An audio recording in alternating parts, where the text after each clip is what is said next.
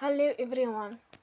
Today we will talk about how to fix the app of AK option. You will go to settings,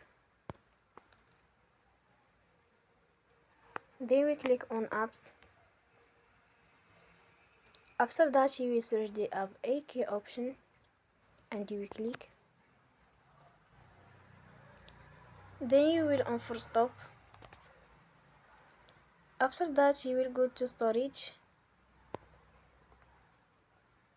Then we click on clear cache.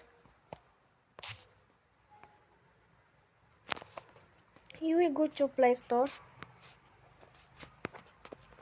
and then you will update your app. Don't forget to support us by like and subscribe. See you next time and thank you for watching.